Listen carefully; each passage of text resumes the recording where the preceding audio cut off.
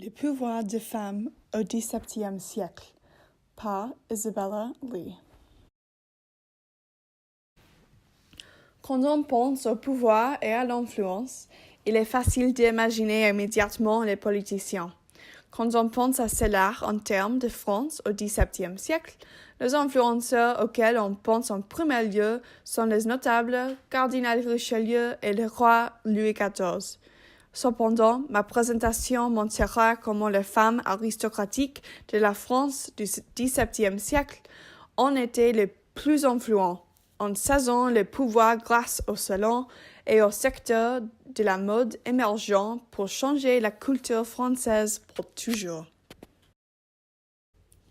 Les zones d'influence des femmes au XVIIe siècle.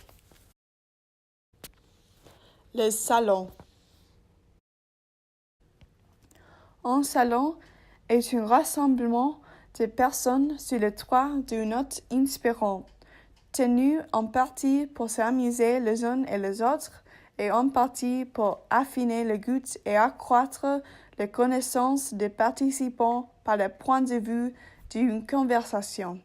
Le salon est ce qui a été dit était un territoire féminin.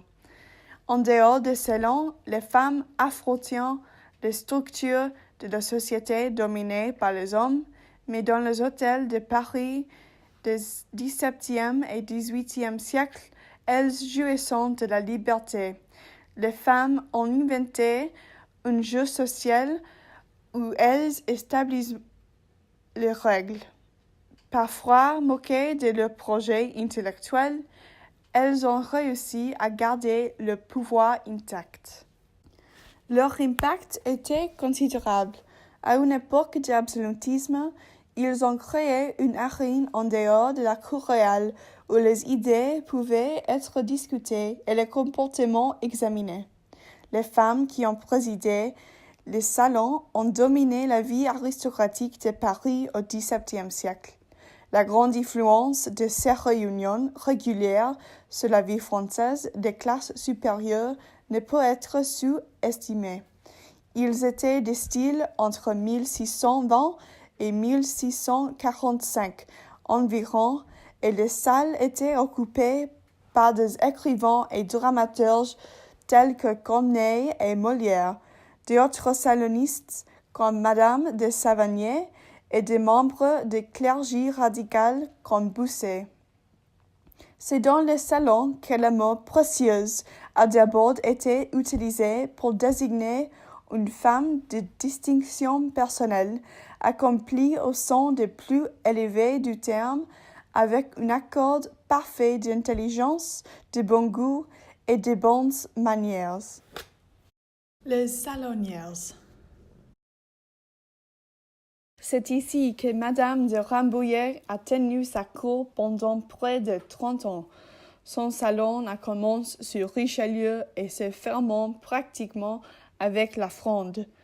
Elle cherchait à réunir tout ce qui était distingué, qu'il soit d'esprit, de beauté, de talent ou de naissance, dans une atmosphère de raffinement et d'élégance simple, qui devrait atténuer tous les éléments discordants et faire revivre les nouveaux d'art.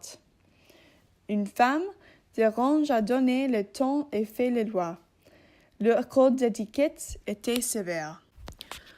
Une de ces grandes dames a encouragé la bonne conversation, la critique littéraire, les échanges politiques et d'autres éléments essentiels de la vie intellectuelle a été Catherine de Vivonne, marquise de Rambouillet, née à la fin du XVIe siècle, qui a presque atteint l'âge de 80 ans avant de déposer son perchoir.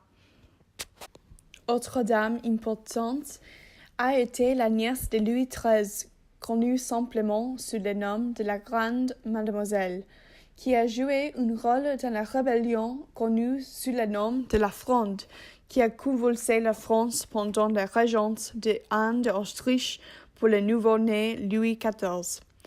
Elle a également pris part à querelles religieuses entre les jansénistes et les jésuites, mais c'était dans la littérature où elle a excellé. Elle aime le roman et les écrivains aussi, souvent des romans à clef sur elle-même. L'industrie de la mode. Le regarde. Le marketing de la mode a un début évident à Paris dans les années 1670. Au cours des 2 dernières décennies du XVIIe siècle, les clients ont commencé à faire leurs achats. Les premiers magasins modernes ont été les précurseurs de nos boutiques chics. Ils ont exposé de nouveaux produits de luxe dans un environnement digne d'eux. Les premiers intérieurs conçus pour encourager à faire du shopping. Les dames de Versailles ont commencé à travailler ensemble dans les années 1770 pour promouvoir la mode et pour promouvoir l'industrie de la mode. Les idées clés du look et de la saison de mode ont été créées lors de ces réunions. Jusqu'au environ de 1650, la différence entre les dépenses de magasinage des hommes et des femmes n'était plus grande. Mais à partir de ces moments-là, les femmes ont commencé à acheter à un taux croissant, 3 fois plus que les hommes. Les magazines du mode ont rapidement commencé à établir leurs lectrices au lieu de leurs lecteurs masculins. Les matrices couturières. Un autre domaine dans lequel les femmes ont démontré leur influence était la création de vêtements. Pendant plusieurs décennies, à partir du milieu du siècle, les couturières qui étaient seulement autorisées à effectuer des modifications pensaient avoir le droit de concevoir des vêtements. En 1675, une guilde leur attribuant le statut officiel fut formée. La couturière, un nouveau mot, célébrait la première fois que les femmes sont prises au sérieux en tant que créatrices et fabricants de vêtements de haute couture.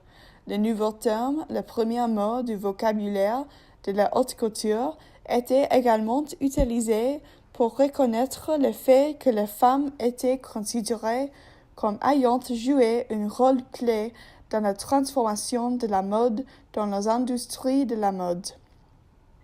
Le statut de guilde confère à ces femmes une nouvelle protection juridique. Les tailleurs masculins ont reçu l'ordre d'arrêter les méthodes qu'ils utilisent pour mettre leurs rivales en faillite, assurant ainsi la place des femmes à la mode. Les coiffeuses.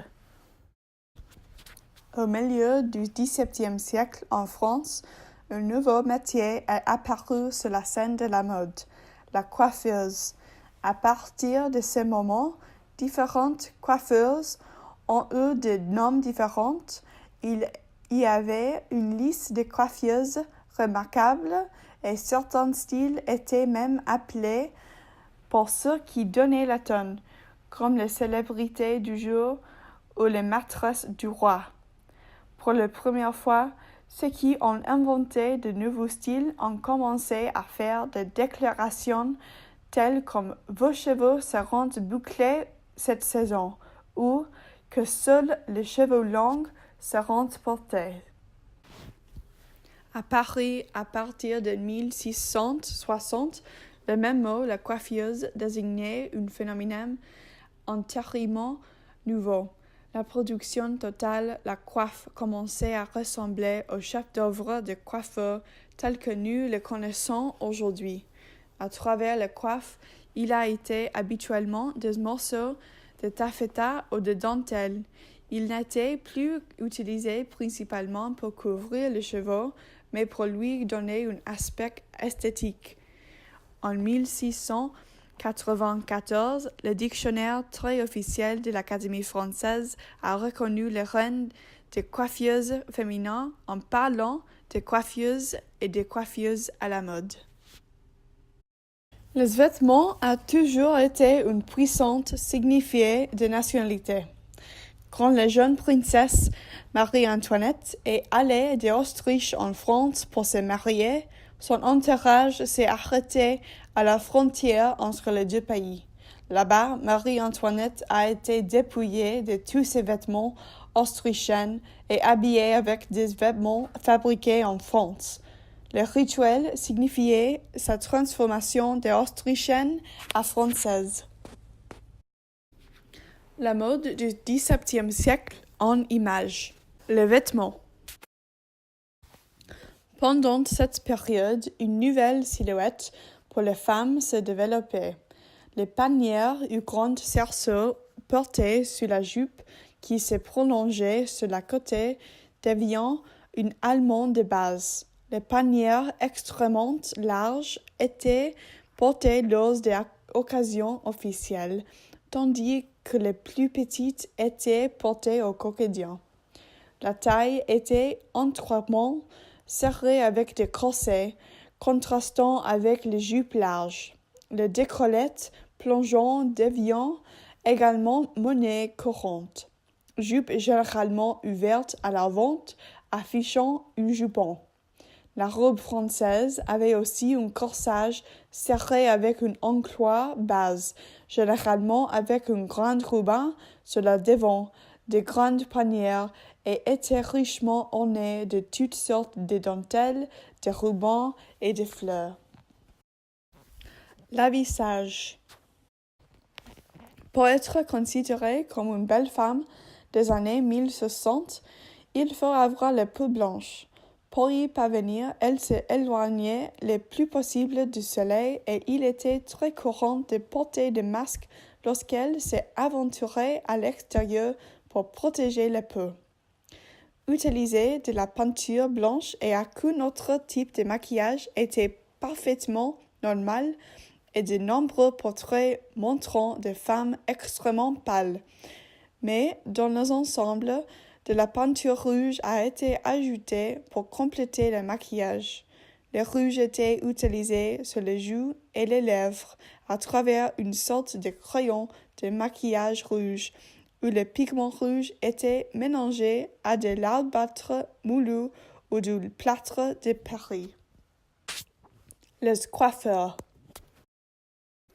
Dans un style caractéristique de 1625 à 1650, les cheveux étaient portés en boucles lâches ou en ondulation sur les épaules sur les côtés. Le reste des cheveux était rassemblé ou tracé en un chignon haut à l'arrière de la tête. Les cheveux ont été progressivement portés de plus en plus hautes, jusqu'à ce que les perruques soient nécessaires. Ces imposantes tresses étaient richement bouclées et ornées de plumes, de fleurs, de sculptures miniatures et de personnages. Les cheveux étaient poudrés avec la farine, ce qui provoqua l'indignation des classes populaires, parce que le prix du pain devenait dangereusement élevé. Roxane et les précieuses. Le masque et la cagoule étaient également populaires pendant cette période, parce qu'ils permettent aux femmes de se déplacer dans la ville animée sans être reconnues. De nombreuses femmes ont personnalisé leurs vêtements aussi, en ajoutant des dentelles, des rubans et des fleurs, ou en brodant des motifs. Ces styles sont facilement reconnaissables sur Roxane dans le film Cyrano de Bergerac. En conclusion, les femmes aristocratiques du XVIIe siècle en France exerçaient une influence dans une société dominée par les hommes, en organisant des salons où elles pouvaient promouvoir des idées intellectuelles et à travers les nouveaux métiers de la mode, les coiffeuses et les maîtresses couturières. Ce domaine démontrait que les femmes ont été responsables de nombreux aspects de la culture française qui ont duré jusqu'à aujourd'hui.